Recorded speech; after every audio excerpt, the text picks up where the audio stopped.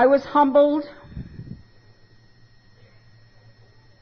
and deeply moved when Marcy called me a good few 24 hours ago now and asked me would I share my experience, strength, and hope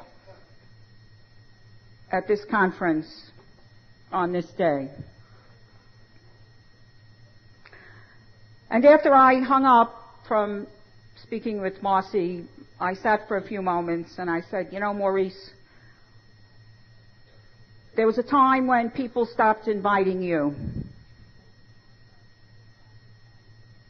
I used to go anyway.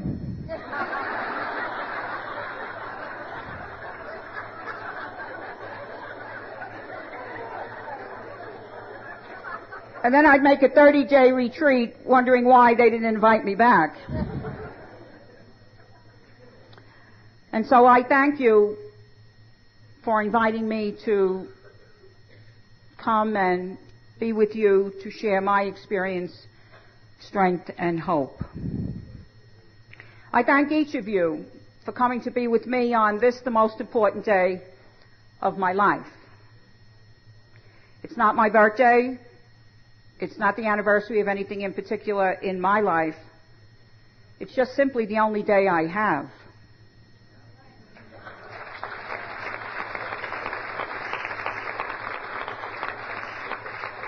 And when people come to be with you at such a significant time in your life, like the only day you have, I try to remember them. And I will try to remember you because you are here with me on this, the most important day of my life.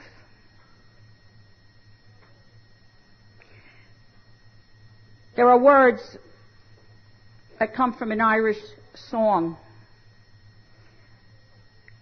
and they say, the cares of tomorrow will wait until this day is done.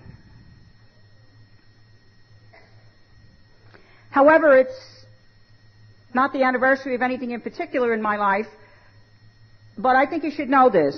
I think it's good to know things like this. Today's the birthday of Thomas Edison.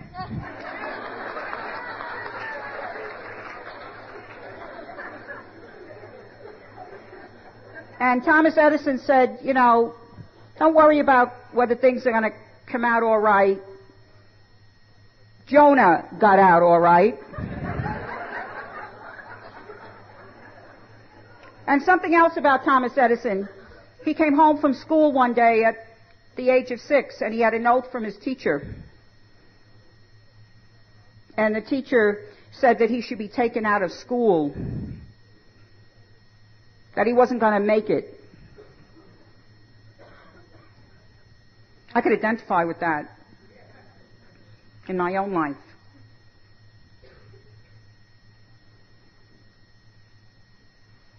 Is this microphone okay?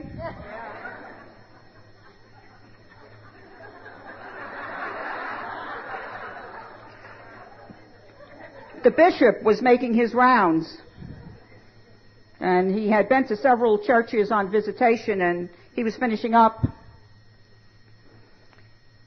And at the last church, he was going to finish the visitation with Mass, and they told him there would be a delay. There was something the matter with the microphone. So he patiently waited for them to fix the microphone. Finally, they gave him the word that the mic was fixed, and he got up to begin Mass, and he knew when he got up there was something the matter with the mic. He said, there's something the matter with the microphone. And the congregation responded, and also with you.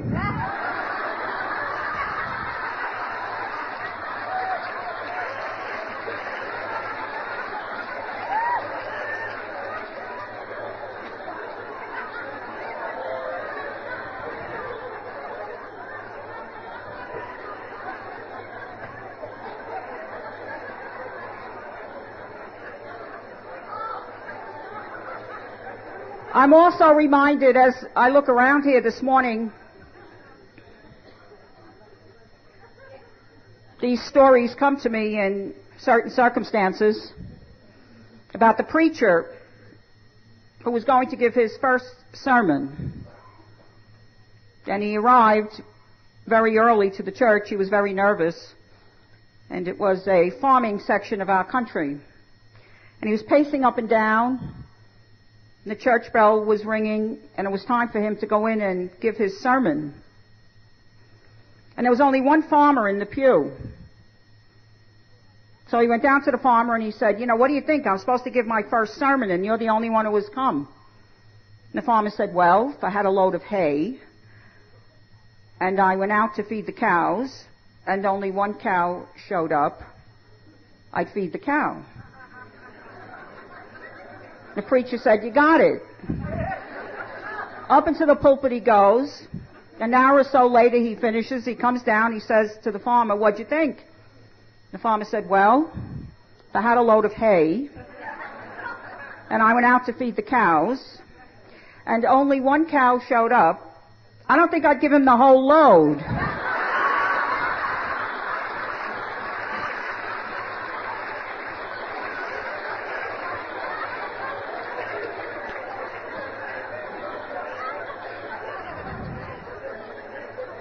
Now, if you didn't get the point to the story, you could talk to your sponsor. And if you don't have a sponsor, well, as Paul Harvey would say, you know the rest of the story.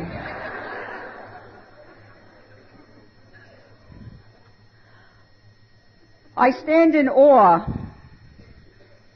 at this moment of God's love for me. I stand in awe of you and my relationship with you. There's another Irish saying, and it says, in the shelter of each other, people live. How blessed am I to be in the marvelous and wonderful fellowship of Alcoholics Anonymous.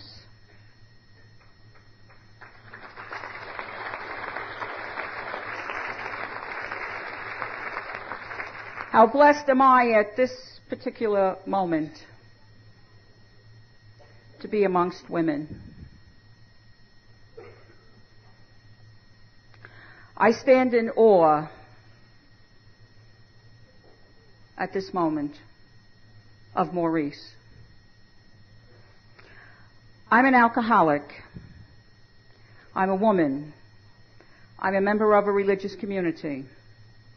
I am a member of Alcoholics Anonymous in good standing.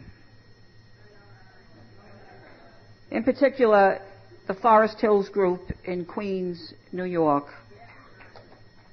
And incidentally, my name is Sister Maurice. Thank you.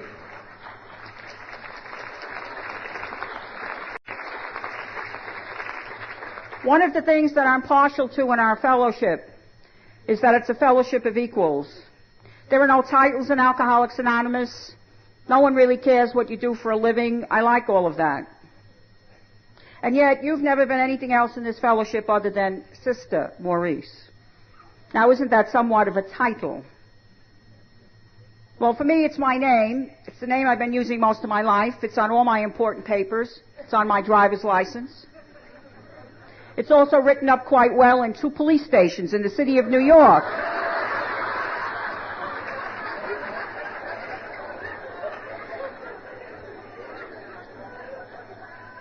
But moreover, it's the name I gave to you when I came into your beautiful presence a while back now. A call had been made for me, and I was supposed to go to the Forest Hills group of Alcoholics Anonymous, and I really wasn't quite sure that someone of my class and caliber should be going to such a place as AA. I was not a happy camper when I came. I went to keep some people in my life off my case. And I figured I'll go and do this for a few days, and they'll all go back into the foxholes, and I'll be able to get on with my life. Today, I choose to live the AA way of life. And that's the way I speak of it. I no longer say, I have to go to Alcoholics Anonymous, I better go to Alcoholics Anonymous. I prefer to see it as I choose to live the AA way of life. And when I talk about something being a way of life, it's not something I do when the Spirit moves me. It's not an incidental experience.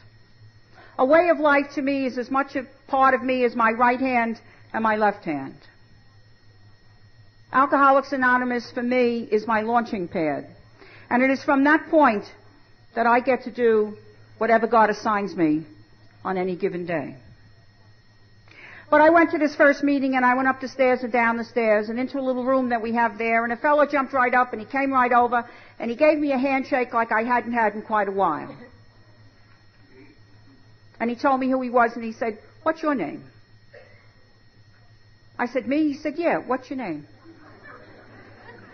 I said, "I'm Sister Maurice." Now this fellow didn't say, "Well, we're going to have a group conscience meeting, I'll get back to you." Nor did he say to me, "Your mother doesn't call you that, does she?" The very next thing he said was, "Hi, Sister Maurice, you're welcome." And in my over 24 years with you a day at a time, no one has even suggested that I call myself anything else. The other beautiful thing that happened with that gentleman was he used that beautiful sense of touch with me. He let his hand touch mine in a handshake. And I was very moved by that.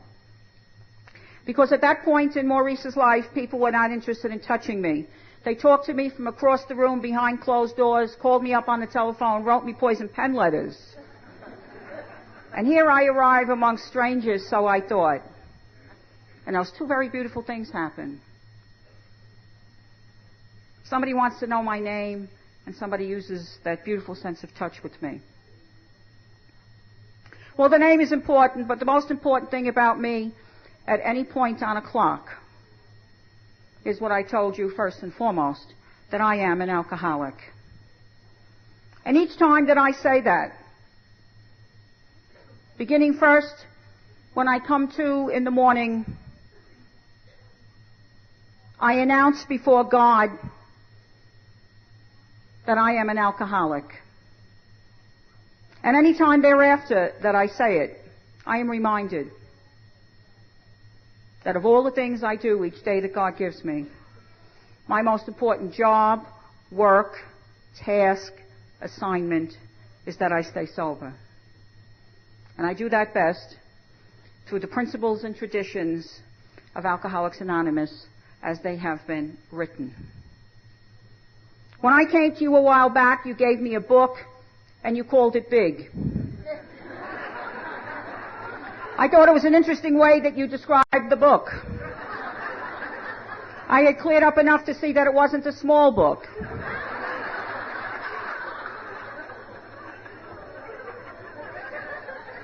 I was also teaching first grade at the time, and in first grade you teach the word big and you teach sizes and shapes to the children, and I could see that this was not a small book, but it was a big book.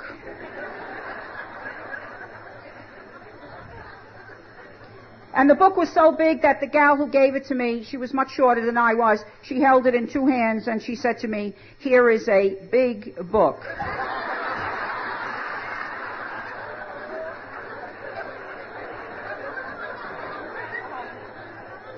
And I truly believe there are no coincidences, no accidents. And just at that moment, as I was taking the book from her, I looked over her shoulder, and my eye caught a sign on the wall, and it said, "Keep it simple." And I said to myself, wow. Do these people practice what they preach?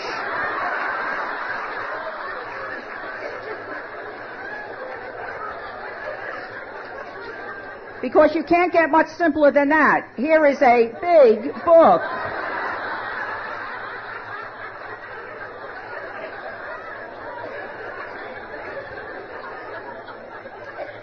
Of course, now we have the paperback, which I call the small, big book. I don't just call it the small book because there are other books out there on the shelves in the regular bookstores. One of them is called the small book, and I wouldn't want us to get confused. So I call ours the small, big book. Well, you know, you introduce anything new in Alcoholics Anonymous and they send for you.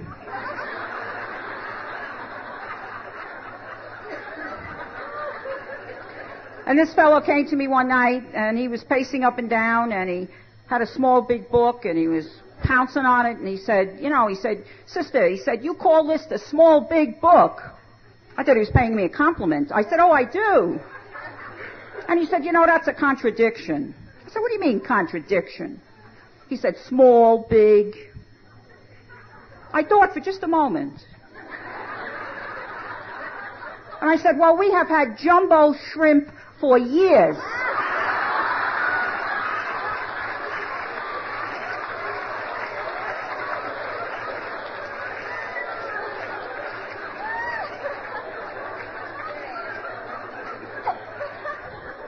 Well, anyway, I took the book from you, the one that you called big, and this is what you said to me. You told me I should try. And that's a key word in my life. Try. You told me I should try to live my life based on what is found in the big book of Alcoholics Anonymous. And you told me that was part one. And then you told me the other part was I should try to live my life based on what is found in the big book of Alcoholics Anonymous, and to do that with the people who know how to do it best. The people in the rooms. And so I try, with your help, to live my life based on what is found in the big book of Alcoholics Anonymous. That is an ongoing process with me. I try. I spent a lot of time, starting when I was a little kid in the South Bronx, with checklists, success list, and the failure list. I didn't have too much on the success side. I had a lot on the failure side. And then I projected that onto God because I didn't know any better. And I thought He had the same kind of list. And there wasn't too much on the success side. And there was a lengthy list on the failure side. And I don't see it that way anymore. Because I don't believe the God that I relate to today, the God that you taught me about, I don't believe He's interested in success or failure. But I believe He very much blesses the effort.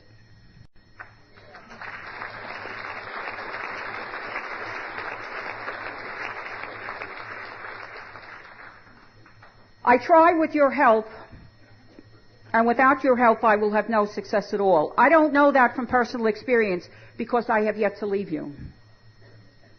But I know it well from the experiences of others. The little sheep stays with the flock for one reason and one reason only: self-preservation.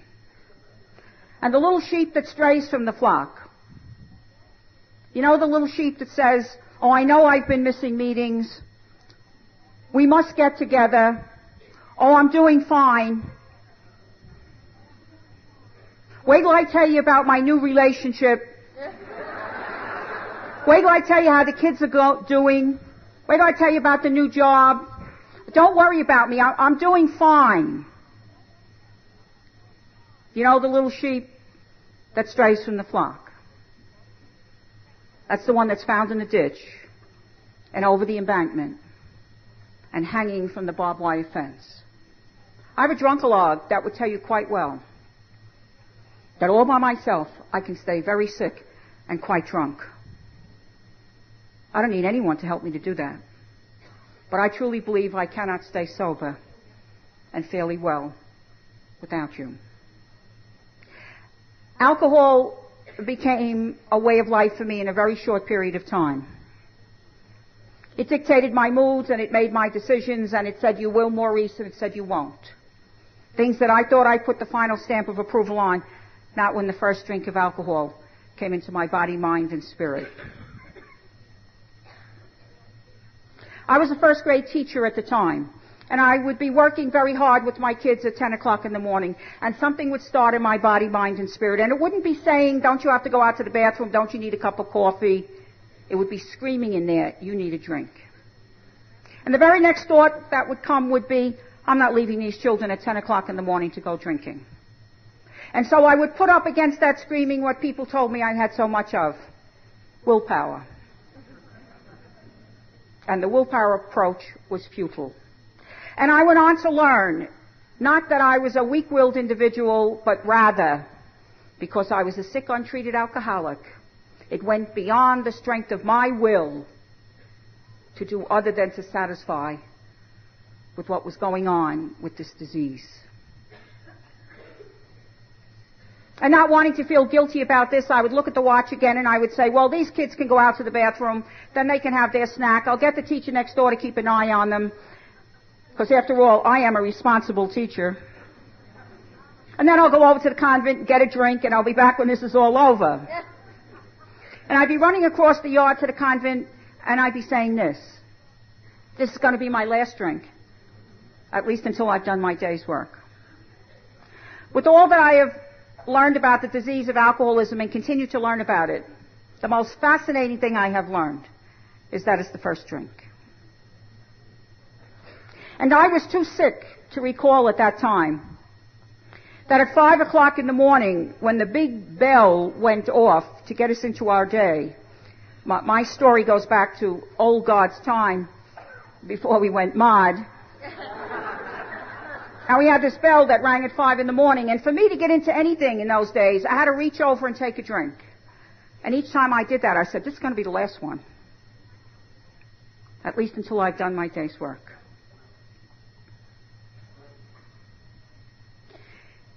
And yet, during the course of my active alcoholism, if you were to meet me along the street and you would say, Sister Maurice, question, who or what is the center of your life? I would have been insulted by the question. Because you should have known by the title. You should have known by the particular dress I wore at that time called habit, uniform. You just saw me come out of that building called convent, and you're asking me, who is the center of my life? How come you don't know that the center of my life is God? And I would have been insulted by your question. Today I choose to live honestly as best I can, thanks to you. And I have no problem in sharing with you that somewhere along the journey the focus had shifted. And it shifted from God to that next drink. And I justified the use of alcohol in my life. It was not one of my goals in life to become an alcoholic. I don't recall getting up a dark and gloomy day, bright and sunny day, and saying, today's the day, Alky, by 6 o'clock tonight, watch me. I do not see alcoholism as self-inflicted. That's my opinion. I believe it's a disease that comes to a person. I don't hold myself responsible for the sickness that came to me.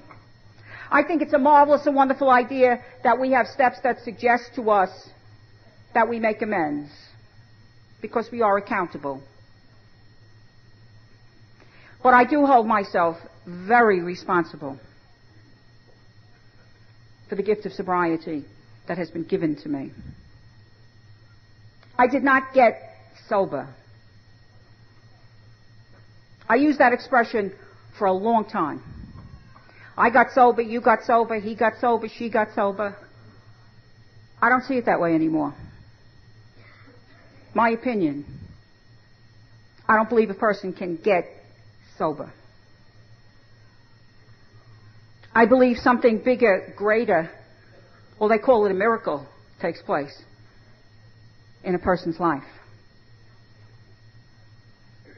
And I believe the gift, the very precious gift of sobriety is given.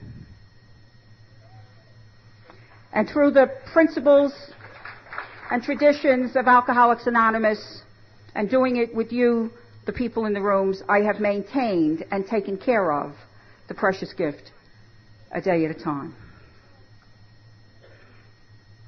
And so I hold myself very responsible for the gift of sobriety that has been given to me. So much so that if you should ever hear, as you continue on your journey, if you should ever hear that Maurice is back drinking, please, please, don't call me a victim. Call me a volunteer.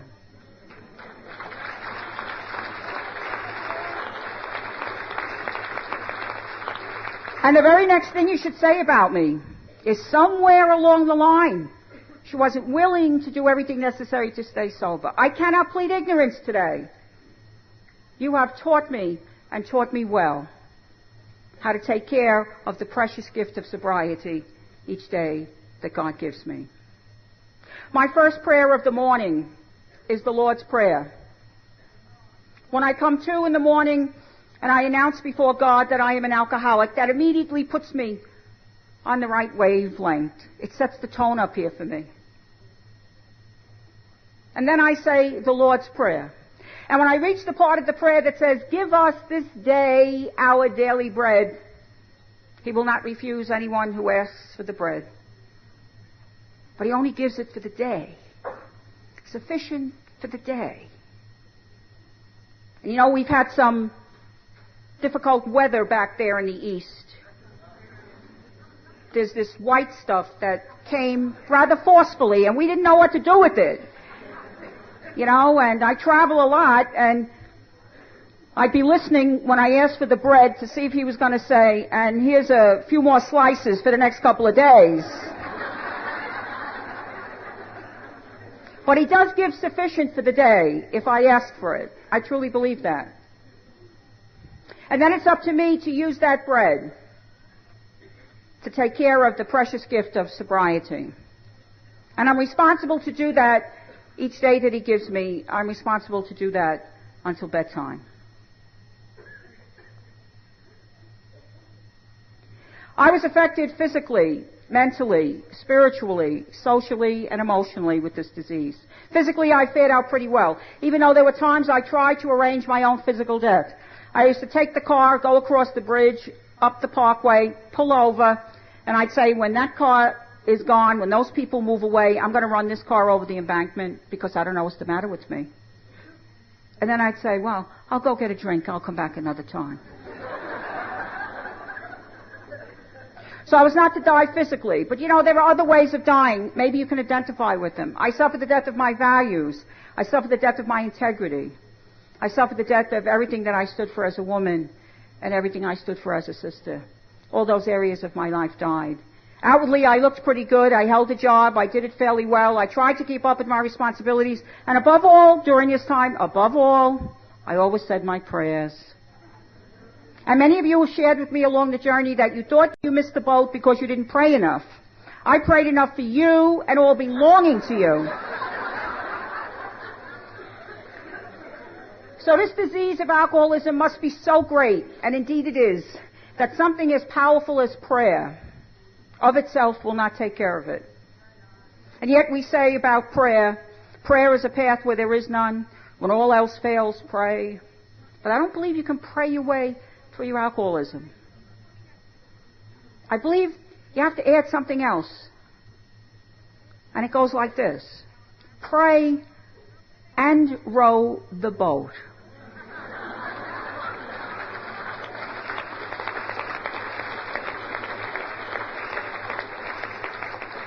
And this beautiful way of life that we are called to enables us to do both, to pray and row the boat. I denied that alcohol was my problem. I was somewhat relieved when I learned that denial is the major presenting symptom of alcoholism, and that when you are in denial, you are not in touch with the reality of the situation. And there were many times that I exercised the denial. For example, my mother was in the hospital having a total hip operation. She was there a long time. The operation was not as perfected as it is today. And I went every single day to be at my mother's bedside, because that's where a good daughter should be. And it's interesting how we affect the people on the other side of the coin. My mother would say, if you don't come tomorrow, it'll be just fine. Not being in touch with reality, my interpretation of that was, wow, there she is with all her pain, and she's thinking of me. And then I'd say to her, well, I have to be here to talk to the doctors and the nurses, and believe you me, you're going to get the care that you deserve. And she'd take her little finger rosary, and she'd roll her eyes. Now, I have just one sister, and she's also a sister, a member of my own community stationed in New York at the time. And during my active alcoholism, my sister secretly wished she had joined a missionary community and lived in South America. It's very hard to be proud of a sick, untreated alcoholic. I know that today. I didn't know it then. So my sister came to visit my mother, and she gave me a little wink to come outside. We went outside the door, and my sister's very tall. She towers over me. She looked down at me. She put her finger like this. You know how they do it. And she said, why? Why would you come to this hospital at 4 o'clock in the afternoon drinking? And I was just about to give a homily when it dawned on me that we had been down this road many times before, and I made up my mind that I wasn't going to say a word. And to the best of my recollection, not a word did I speak. But being a typical alcoholic, and that's all that I am, is a typical alcoholic. You know, I could identify with the song, maybe you can too. First you say you will, and then you won't, you know.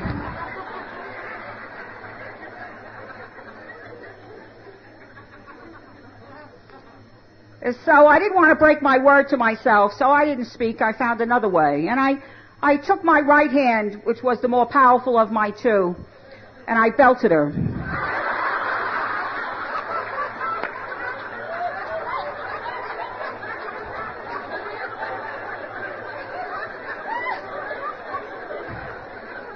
And 2 nurses came running down the hall, and they are yelling, sisters, sisters.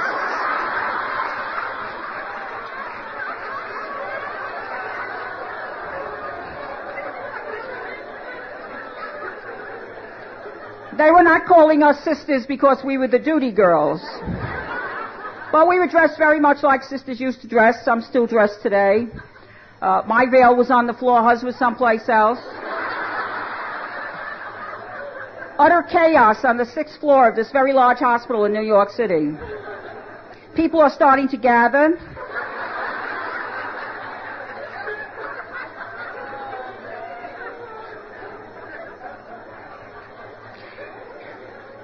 Now, I'm sure the people up close, they could have been saying to one another, or maybe they couldn't even say it. Maybe it was all in here. Oh, I know what that is. I live with that kind of stuff.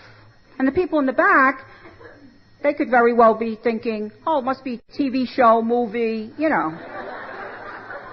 So where there is one of us, just one, sick, untreated alcoholic, mass confusion. I know that today. I didn't know it then. Now, I had a couple of concerns going on in my head up here. Interesting, I did not have the concern, maybe I shouldn't have belted her. Nor did I have the concern, maybe I shouldn't have had those last couple of drinks before I came down here. Uppermost in my mind, if only she hadn't screamed.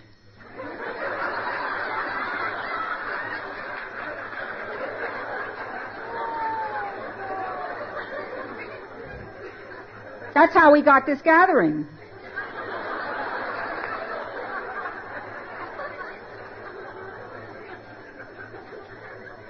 And the other thought I had was my purse had fallen onto the floor, making it rather loud as it fell to the floor.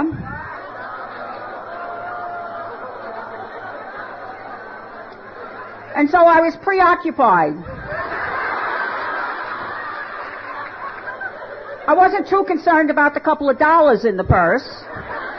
I have a vow of poverty. I kept it quite well during this time. I was very concerned about the pint of holy water in the purse.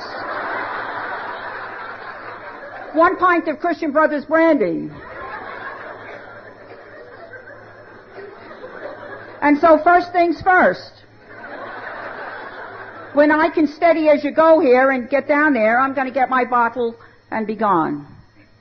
Because I needed that next drink more than those nurses on the 6th floor.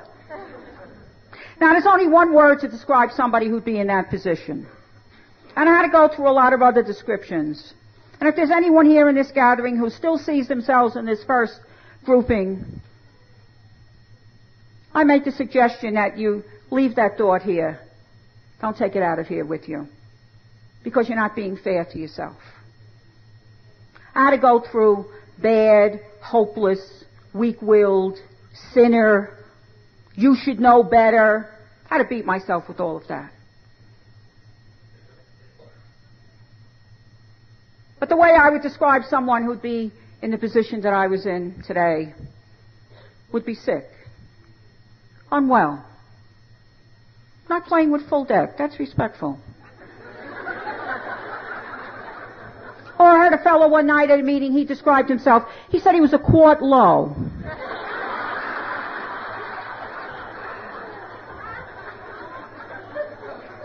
I heard another fellow another night, he said he had a photogenic mind, he just never had any film in the camera.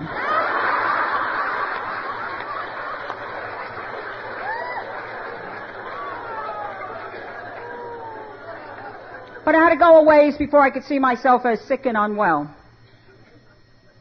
If you drink and you drive, you might have an accident or 2 or 3, depending upon your circumstances. It was an insult to even show on your face that you might drive us home. I brought you here, I bring you home. So I was always behind the wheel of the car. My first accident, July of 70, my good friend, Sister Rose, was in court over the dismissal of a teacher from her school. Rose was the principal of the school, and this was a big case in the Archdiocese of New York. It was unheard of in 1970 that a sister would be taken into court. That has changed in recent times. Some of them are there every day of the week. Now, Rose had a lawyer appointed by the diocese, and I said I will be in court to see that he does his job. I felt that was my role as close friend. Interesting how we affect the people on the other side of the coin. The night before the so-called trial, Rose called me up and she said, Maurice, please, don't come to court. Not being in touch with the reality, my interpretation of that was, wow, there she is with all her pain, and she's thinking of me.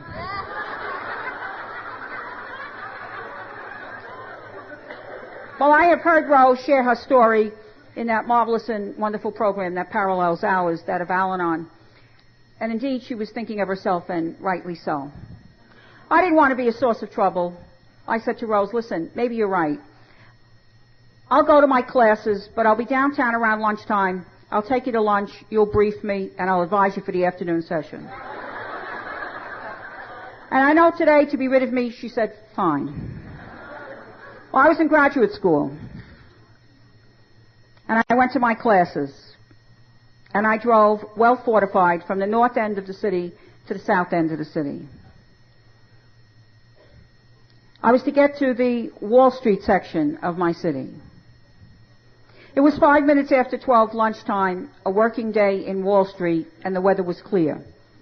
Those are the things they tell you at the top of the police report. A United States mail truck happened to get in my way, and I smashed into it. And when the policeman came on the driver's side, first words out of his mouth, sister, you couldn't miss it. Every piece from stem to stern. Probably on that day I probably looked a little like, probably the flying nun or the blue nun.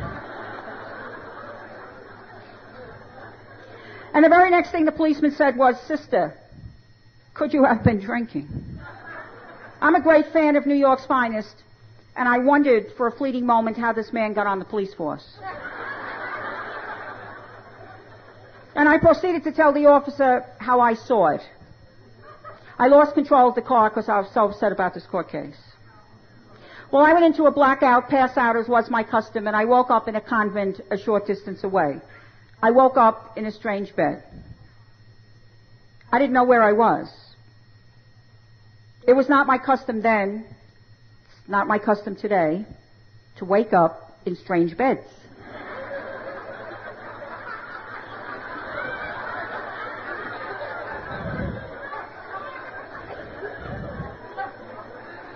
It's obvious you have your story.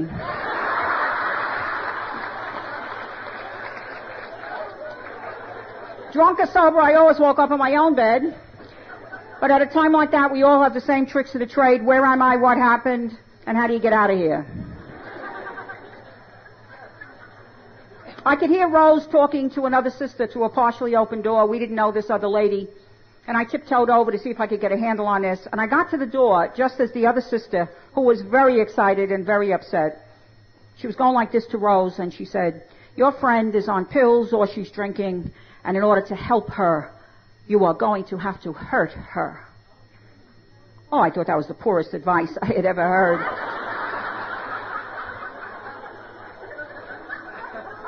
So I went back to bed to get a little rest to handle Rose, who came in and asked the usual question, "What happened?" And I told her I lost control of the car because I was so upset about the court case. Now, when I was actively drinking, and long before I was drinking, and once in a while today, but not as much, I had what I call reverse thinking. Mountains were molehills and molehills were mountains. I was always on a different wavelength. Even as a little kid, you know, the other kids in the neighborhood, they'd have their right foot out. I always had my left out, you know. And I continued that well into adulthood, and alcohol came along and complicated all of that. The car that hit the mail truck was in my mother's name, and my mother didn't know about the accident. I mean, I had the car fixed, back out on the road. 3 weeks had passed. Every time you talked to Rose, she had the same question. "When are we going to tell your mother about the accident?" Never. "Why do you want to tell my mother?" Yeah, you get that reverse thinking? Well, the car's in her name. So what? It's fixed. I thought we were getting on with our lives. Then the fears that set in for a sick, untreated alcoholic. What if Rose tells your mother? So I called Rose up one night, invited her out for supper, my treat. Took her to a little restaurant, leaned across the table in the restaurant, and I said the following. "If you dare to tell my mother about the accident, someday you will come out of your convent. I will be sitting in a car. And when you cross the street, that will be it."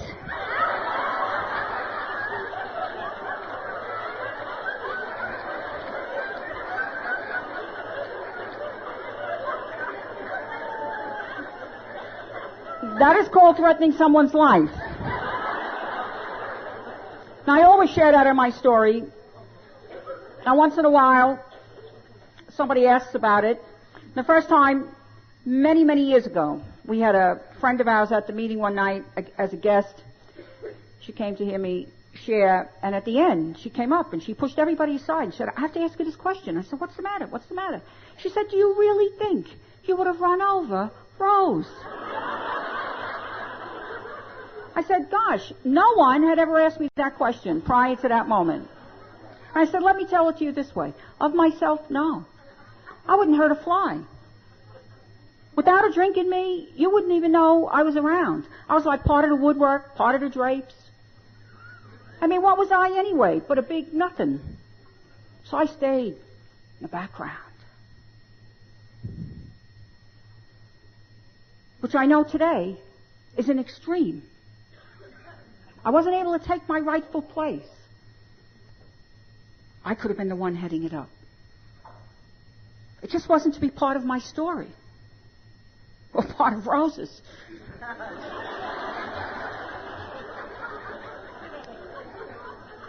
That I would run her over. Had another accident, took 5 parked cars with me. Totaled 3, damaged 2, plus my own. Policeman was a different sort of fellow. Real nice chap. He had a clean linen handkerchief patting my brow. "Sister, I'm going to take care of everything." But he said, "We have this report." He said, "Could you tell me a little bit about what happened?" I said, "The dog. Where's the dog?"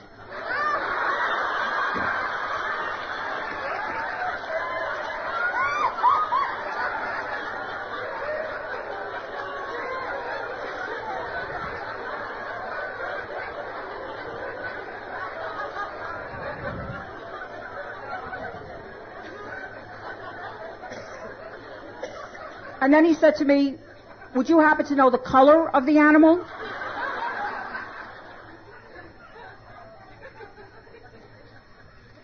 The disease was progressing rapidly.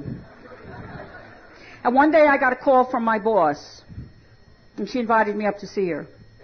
And in those days, if you were sent for, it was because you were in trouble, or there was a special assignment that only you could do. So I'm driving up, and this is my thinking. I have enough to do.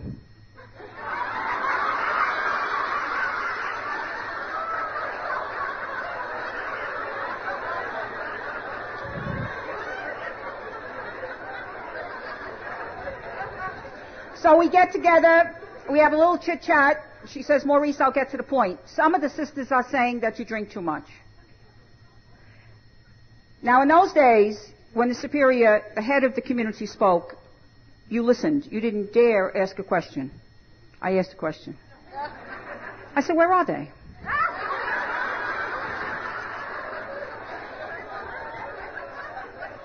And I guess she wasn't used to having people ask her questions. She got a little nervous, and she said, they don't want to be mentioned. I said to myself, they feared for their lives. And you know, as I look back now, in a very, very sick way, in the negative side, I was into one of our steps. Made a list.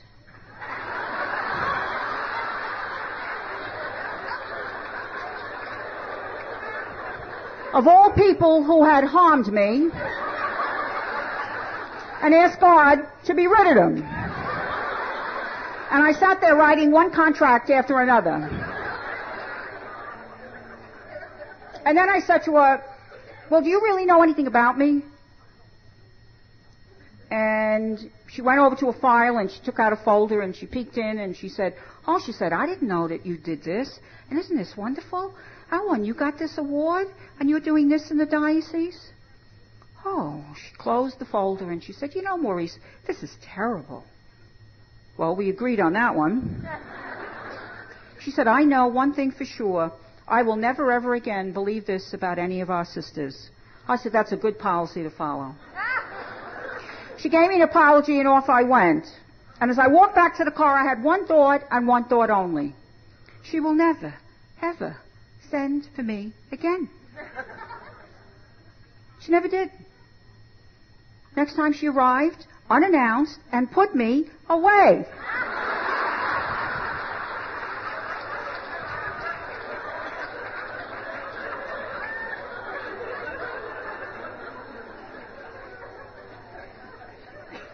I was angry and resentful during this time. Angry with God, first and foremost. I'd given my life to God. What do you want from me? I love the word relationship. And I learned about relationship from you, the people in the rooms. Prior to meeting you, trying to make it with God, whoever that was.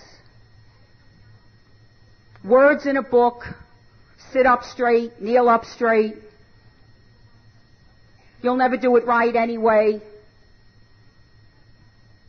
And I did the best I could, and you know, God accepted that. But you know, He keeps calling us to change and to grow. That's what this process is all about. Because He knows that's in our best interest.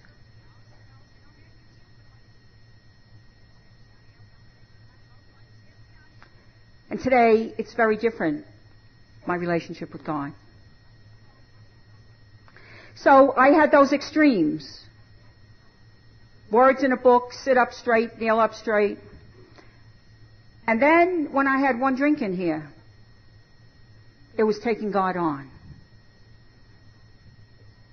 And you don't need me, well, I don't need you. I never said, I'm God.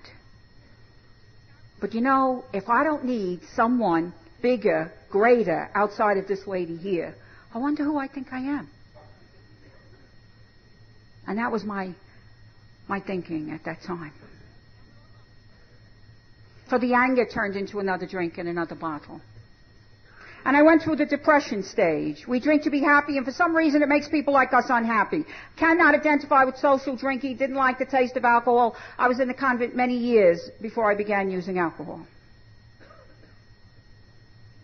My father passed away in 1967. And I can say quite comfortably today that my father was to receive the gift of sobriety in a somewhat different manner than I received it. He received it when he looked eyeball to eyeball into the eyes of God.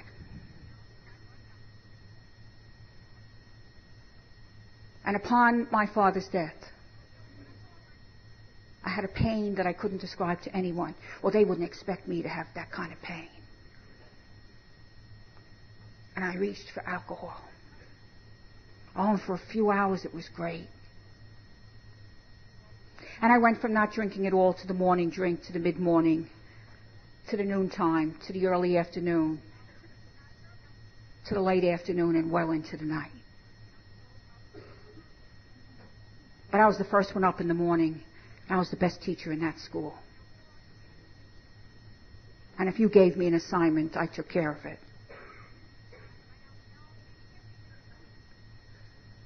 So I was using alcohol to lift me out of a depression upon my father's death. And of course, drinking alcohol while depressed adds misery to misfortune. And the bargaining stage, you do this for me and I'll do that for you. And I did all the bargains with God. And I couldn't keep my end, because after we set it up, I'd reach for just one drink. One bargain I like to share on, when I got into bed one night, and I just got into bed with my rosary beads in one hand, as was my custom, hanging on to my sheets with the other hand, and all of a sudden I feel I have to get up and drink again. And for the first time I said to God, please don't let me drink anymore tonight. I'm so tired. Well, you know how the story goes. The rosary beads go to the floor, and the covers get pushed back. And you get up, and you crawl along the floor, and you get your hiding spot, you get your bottle, and you take another drink.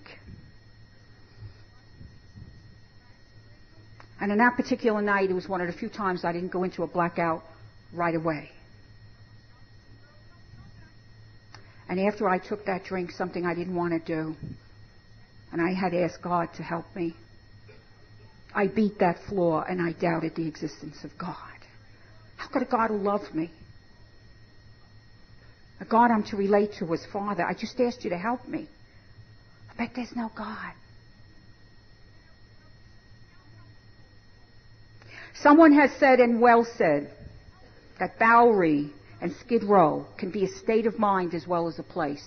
That cold, isolated, complete cutoff from God, self, and others. No spirituality is how I would describe it today.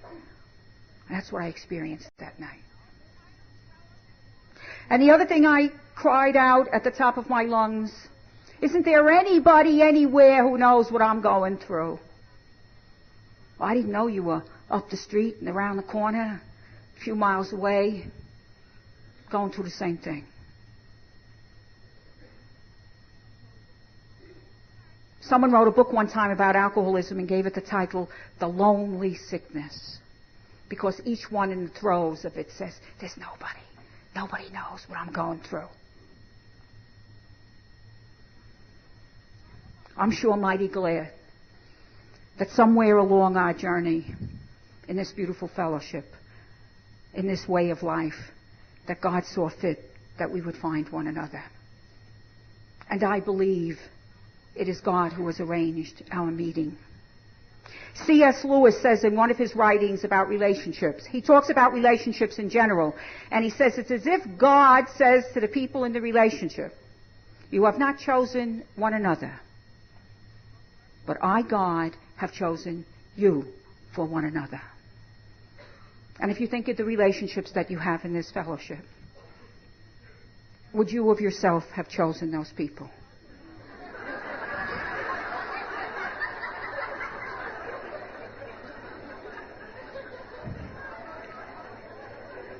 Or was it not all arranged?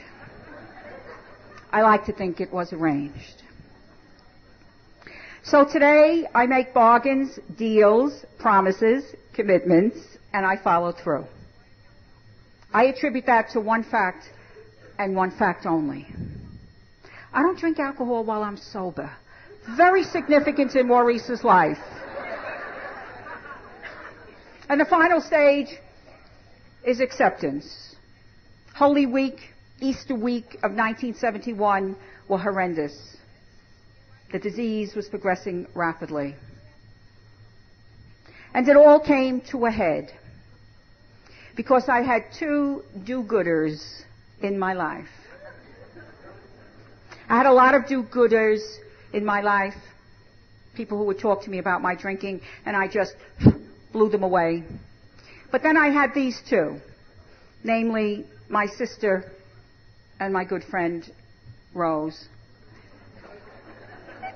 And they blew the whistle, and they turned me in to the boss that I had convinced some time ago that this trip was not necessary. And they brought the boss, my superior, to my mother's home. And she said to me, Maurice, I want you to stay with your mother. Don't go back to school tomorrow. This was at the end of the Easter vacation. And she said, we'll be in touch. And we met again, and they did on me what is written up in the professional literature, of which I'm a strong advocate of. They did the process of intervention. They ask you next to nothing.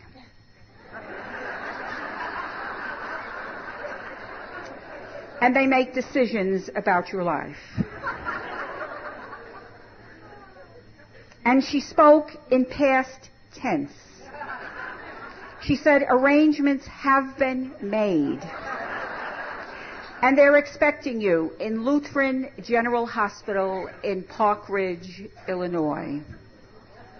And she said, you could go Friday or Saturday. This was a Wednesday. And I figured, well, I'll be dead by Saturday. I'll go Saturday. And then I got real close and I looked into her eyes and I saw how decent she was, that she was giving me options. I saw them in her eyes. Go willingly or unwillingly.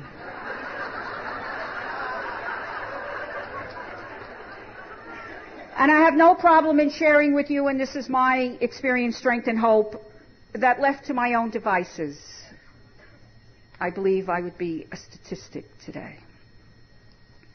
And so I went out to Lutheran General Hospital for what they said was going to be a 28-day stay, and I figured I'll go out, spend a few hours, I'll come back on the next plane. And when I got out there, I met you. I was only there but a few minutes when it was obvious to me why you were there. And you began sharing with me immediately, saying terrible things about yourself, beating yourself up unmercifully, but you always finished by saying, sister, you shouldn't be here. You're not like me. Now, anybody who thinks like I do is going to be my friend. So we became fast friends because we could agree on that last point. Then I figured, well, you were all so nice to me. What the heck? Maybe I'll get a rest.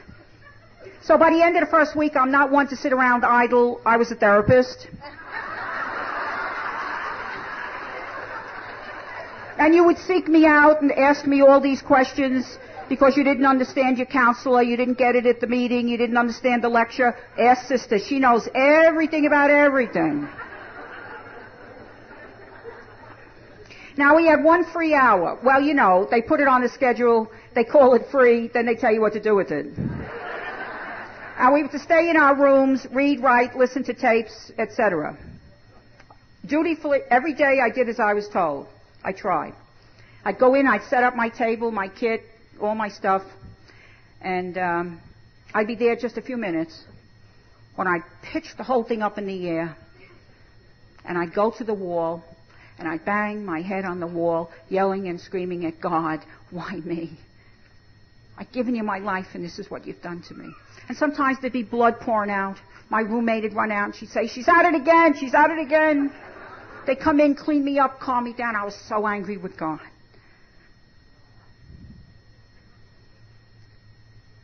Today, and frequently, I still ask the same question. I ask it of God. Why me, God?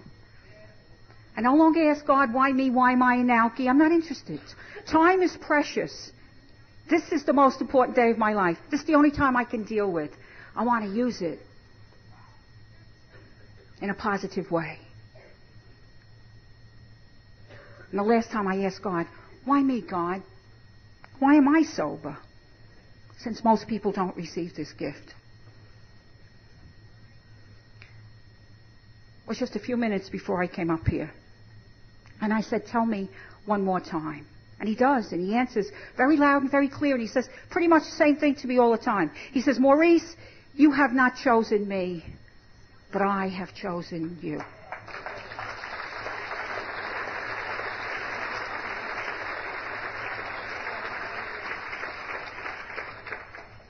And he says, Maurice, many are called to the disease of alcoholism. Very few are chosen for the gift of sobriety. And I say, well, why me, God? I buried 9 people on both sides of my family from this disease. Why me, God? And he says, well, Maurice, make your little chart. He lets me make a little chart. I headed alcoholism, and I put a simple line down the center, and on this side of the chart, I put all of us who are in recovery. I think the last number I saw from World Service was 2.4 million.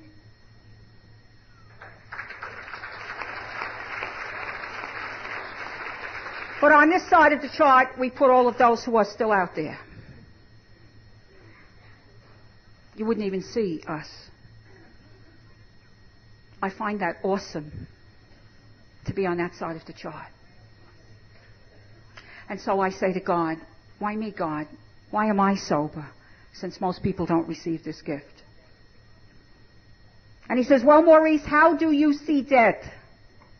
I see death as a person's work is finished and they're called home. We're all dying of something. And I believe you go to God when your assignments are complete and not a second before. Whether you're 2, 22, or 102. Whether you die in your sleep, explosion, gunshot, AIDS, alcoholism, suicide. That's the cause. I see that as a secondary. I believe the first one takes place when your work is finished. That's my opinion. Certainly, if it's someone in my life, I do my grieving and my yelling and screaming and how come God and the loss. But I have to go one more step and say, well, her work was finished. His work was finished. Now, untreated alcoholism is 100% fatal. Most people who have the disease of alcoholism die of the disease of alcoholism. And then there's this 2.4. What's that all about?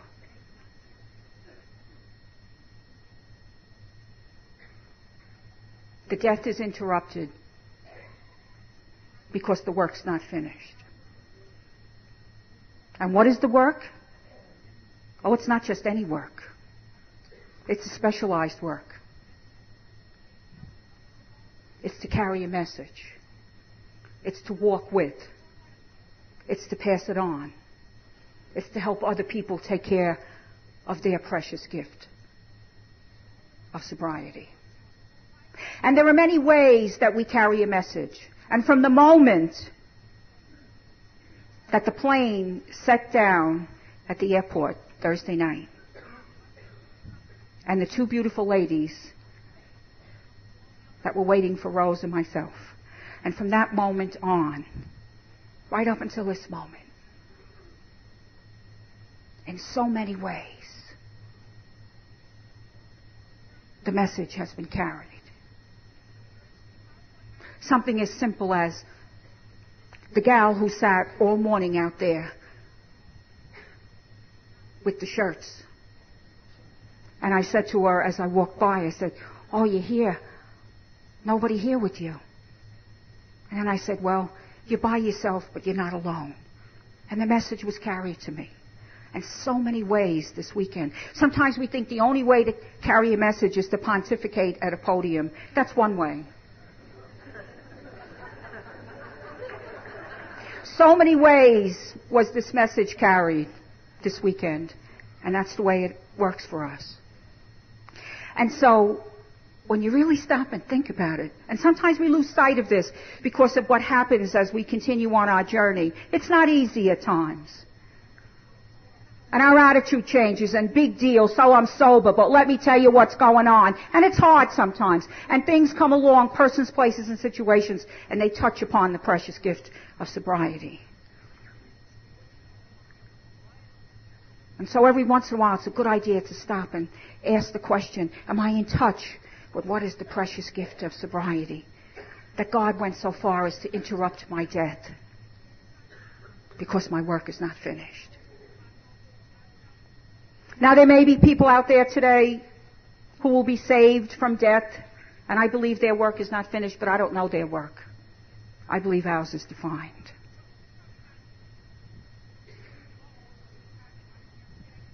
And so very late in the 4th week, I came to grips with this. And I left the facility with the prescription to go to Alcoholics Anonymous. And these were the words of my counselor. He said, if you are faithful to the prescription, you will only have to come back here as our guest. And I said, I won't make you any promises. I'll see what I can do. And by the grace of God and faithfulness to Alcoholics Anonymous,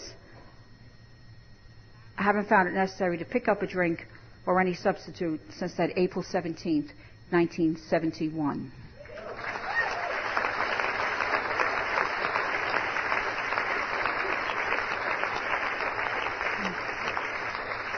I would not be so bold as to tell you I've had my last drink. If I thought I would never drink again, perhaps I wouldn't be as faithful. I received the bread for today because I asked for it. And I have sufficient for the day. And we'll see what happens tomorrow. And I came into Alcoholics Anonymous and I did the old one too. I didn't drink and I went to meetings and I went to meetings and I didn't drink and I didn't drink and I went to meetings and I didn't like it one bit. And towards the end of my first year, sitting at a meeting one night, I heard a speaker say that he learned that unless he put those 12 suggested steps into his life and made some changes, he could very well lose his sobriety. And I waited because I was sure he was going to say, we don't mean that for the little sister there in the 3rd row. And the guy never said it. And I knew why I was so miserable. I had not changed. But I was doing all I could do at that time. And then I was to go into another phase. The essence of all growth is a willingness to change for the better and an unremitting willingness to shoulder whatever responsibility this entails. I can't have it both ways. No change, no recovery. But it's not a hit and miss. There is a design for living that has been given to us. And little by slowly, chipping away and using those tools for change, major changes have taken place. The first is the intellectual change that has taken place. I had thinking that was either a 1 or a 10. That's called extreme thinking. And to be the extreme in anything, something is lacking. I had thinking that went ready, fire, aim.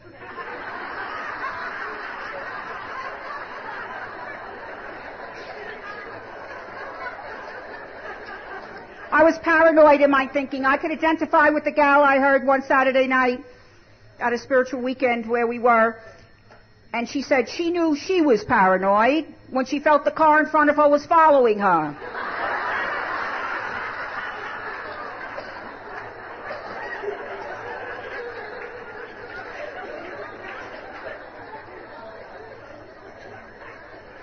I had what I call postage stamp thinking. I could never see the broader picture. I wasn't interested in anyone else's opinion. And we talked about that. And you said, use these tools for change. And you'll be able to broaden the picture. And you'll get out of that postage stamp thinking. And you'll learn about 2 to 9. You'll get away from the 1 and the 10. And while I can still have my opinion today, I give people permission to see things the way they want to see them. I find that very freeing. I never knew that. And so the intellectual change, conversion has taken place. And then the moral conversion. I couldn't keep up with my value system. The disease wiped it away, and that bothered me. And so we talked about that. And you said, hey, hang in. Use those tools for change. And little by slowly, you'll be able to put first things first and second things second. And when you're wrong, you'll be able to promptly admit it. And you'll be able to practice those principles in all your affairs. And you'll be able to practice those principles and you won't have affairs.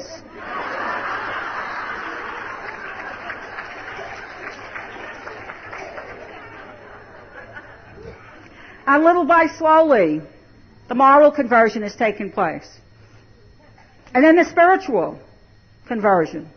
I had a lot of religion when I came. You couldn't miss it. It came out my eyes, ears, and nostrils. My room in the convent looked like a little Catholic gift shop.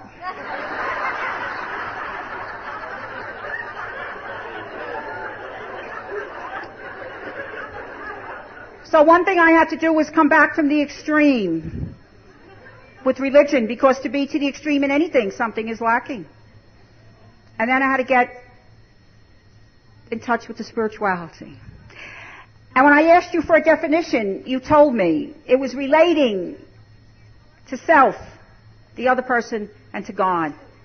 And as soon as I heard relating to self, I said, it'll never be for me. There's nothing there. And then you told me what Dag Hammarskjöld said. Very powerful in my life, his words. The space that needs to be explored is the inner space. And that what I was looking for was not out there, but in here. That I was not deprived. It's just with my history and my story and the disease I never got in touch with. And little by slowly, you helped me to get in touch with what a marvelous and wonderful lady I am.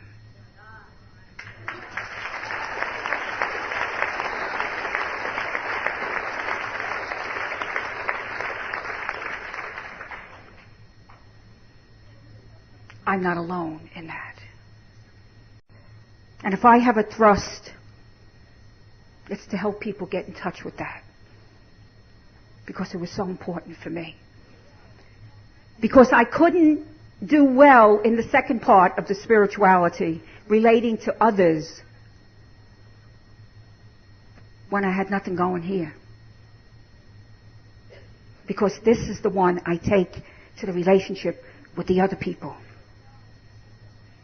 And then I would sit before God and project onto God the nothingness that I saw here.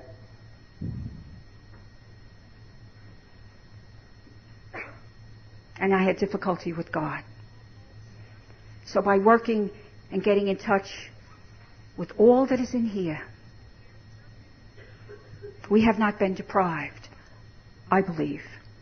It's just with our history, our story, we didn't get in touch with it. But you hang in with this way of life, this design for living, and little by slowly you get in touch. And then there's a difference in the relationships with the others. And then you get a little more comfortable with God as you understand God. And it helps you to have a life-giving, healthy, meaningful spirituality. All three areas need attention. And so there's been a spiritual conversion in my life. And spiritual poverty, as I describe it, has changed into spiritual wealth.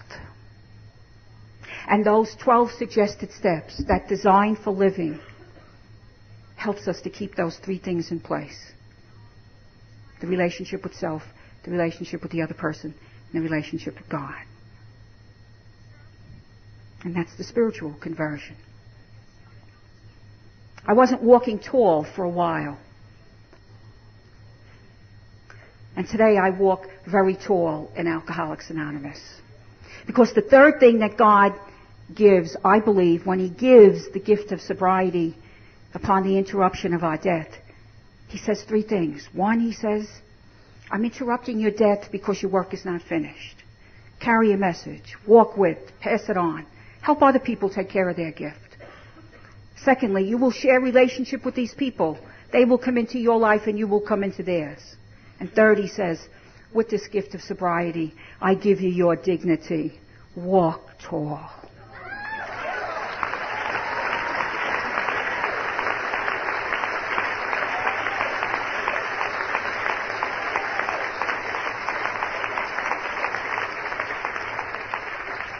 I learned from you, I am not my record.